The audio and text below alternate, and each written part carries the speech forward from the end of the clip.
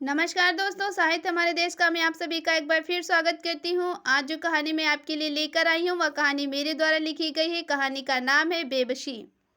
कहानी अंत तक जरूर सुनिएगा, बहुत इंटरेस्टिंग है। राधिका अब 21 साल की हो चुकी थी। वह अपना गांव छोड़कर शहर में पढ़ने के लिए आई थी। राधिका अपने माता पिता को बहुत ही प्यार करती थी। वह उनकी बहुत ही प्यारी बेटी थी। वह पढ़ाई में भी बहुत अच्छी थी। इस साल उसने 12वीं प्रथम श्रेणी में उत्तीर्ण किया था। उसकी माँ पुराने ख्यालों की थी, किंतु पिता समय के साथ थोड़ा बहुत एडजस्ट करने वाले थे। किंतु वह बेटी और बहू को नौकरी के सख्त खिलाफ थे। राधिका की भी माँ पढ़ी लिखी तो थी, किंतु वह घर का चूल्हा चौका और गृहस्थी देखती थी। किंतु वह दोनों शिक्षा के प्रति जागरूक थे। उसका कहना था कि पढ़ी लिखी बेटी और बहू घर को सुचारू ढंग से चला सकती है, किंतु काम करके नहीं, पति की कमाई पर। राधिका ने अपना एडमिशन शहर के एक अच्छे कॉलेज में कराया था। उस कॉलेज में अक्सर बड़े घर के बच्चे पढ़ने के लिए आया करते थे। उस कॉलेज के बच्चे जैसे कपड़े पहनते थे, शायद राधिका उनसे बेखबर थी। वह लोग ज्यादातर फैंसी कपड़े पहनते थे। कहाँ राधिका सीधी सादी गांव की लड़की, वह तो अपने सिंपल सूट और माथे की बिंदी, काले घने लंबे बालों से अपने गांव वालों का मन मोह लेती थी। राधिका का कॉलेज में पहला दिन था। वह अपने उसी पहनावे के साथ कॉलेज में आई, किंतु जब वहां उसने विद्यार्थियों को वेस्टर्न कपड़े में देखा तो उसे बड़ी शर्मिंदगी महसूस हुई, क्योंकि शायद उसने इन कपड़ों को पहले कभी पहना ही ना था। वह कभी उन लोगों को देखती तो कभी खुद को। कॉलेज में ज्यादातर लोगों की नज़र उस पर थी। कॉलेज की ज्यादातर लड़कियां उसकी सादगी और खूबसूरती पर मिट रहे थे, और लड़कियां एक जलन के भाव से उसे बहन जी की संज्ञा दे रही थी। राधिका कम बोलने वाली लड़कियों में से थी। राधिका अपने मन में यह बेबसी थी कि वह क्या करे और क्या ना करे। उन कपड़ों को पहने जो कभी उसने पहने ही ना थे, या उन कपड़ों में आए जिसे लोग उसका मजाक बनाते हैं, या फिर वह कॉलेज छोड़कर अपने गांव वापस चली जाए। खैर, काफी दिनों तक ऐसा ही चलता रहा। उसने अपनी वेशभूषा में परिवर्तन करना ठीक ना समझा। वह अपने क्लास को अटेंड करती और समाप्ति के बाद अपने रूम पे आ जाती। शायद उसने शहरों की हवा को परास्त कर दिया था, इसलिए वह और लड़कियों से अलग थी। कॉलेज में उसकी पढ़ाई बहुत अच्छी तरीके से चल रही थी। इन्हीं दिनों उसकी क्लास के दो लड़के अमर और विनीत से उसकी दोस्ती हो गई, क्योंकि उन दोनों की वजह से ही वह कॉलेज में अच्छे से जा पा रही थी।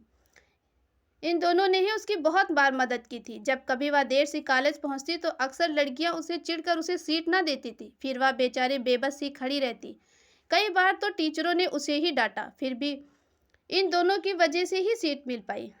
अमर एक अच्छे घर का संस्कारी लड़का था। वह कभी भी लड़कियों को परेशान नहीं करता था। इसके विपरीत विनीत संस्कारी तो था, किंतु इतना भी नहीं वह कि वह चुपचाप अपने काम से काम रखे। वह अक्सर लड़कियों से मीठी मीठी और हवाई बातें किया करता था, लेकिन वह राधिका के सामने कुछ भी न बोलता था, क्योंकि उसे यह बात अच्छे से पता थी कि राधिका गांव से आई हुई एक सीधी सादी लड़की है। अगर उसे ज़्यादा परेशान करूंगा तो वह नाराज हो जाएगी, और फिर अमर की दोस्ती मुझ पर भारी पड़ जाएगी। अमर की दोस्ती उसके लिए सबसे ऊपर थी। राधिका को कॉलेज में पढ़ते हुए 2 साल पूरे हो चुके थे। वह कभी कभी अपने माता पिता से मिलने भी जाया करती थी, और कभी हॉस्टल के फ़ोन से अपने माता पिता से बात कर लिया करती थी। यह कॉलेज का आखिरी साल था। पढ़ाई खत्म हो चुकी थी। आज फेयरवेल पार्टी थी। कॉलेज के सभी बच्चे अच्छे अच्छे कपड़ों में आए थे, किंतु राधिका आज भी अपने उसी अंदाज से कॉलेज आई थी, लेकिन आज वह पहले से ज़्यादा सुंदर लग रही थी। उसकी ओठों पर का वह काला तिल उसकी खूबसूरती में चार चांद लगा रहा था। वह और लड़कियों की तरह बहुत गोरी न थी। वह सांवले रंग की पतली लंबी सी लड़की लोगों को दीवाना बना देती थी।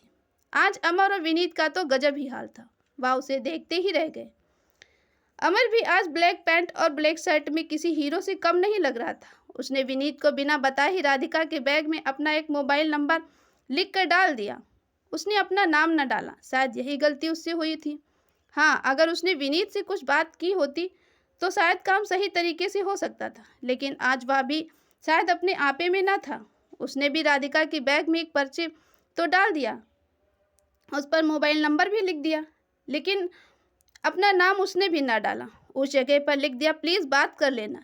इतनी देर में राधिका अपना प्रवेश पत्र लेकर वापस आ चुकी थी। उसने अपना एडमिट कार्ड रखने के लिए बैग खोला तो उसमें उसे 2 पर्चियां दिखीं।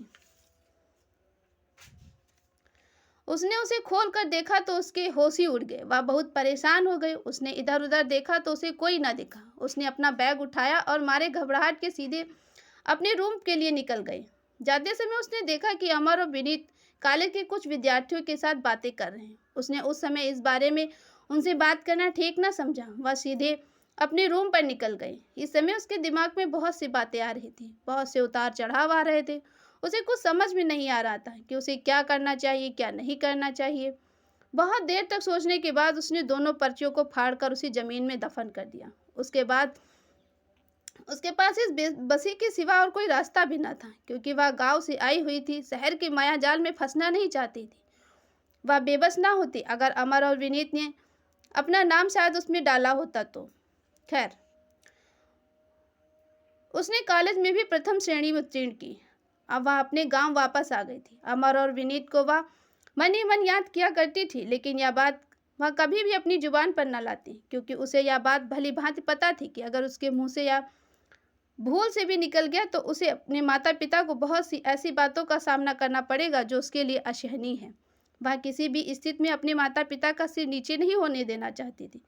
गांव का माहौल ही कुछ ऐसा होता है कि एक हाथ का बीज दो हाथ 9 हाथ का फल बना देती है।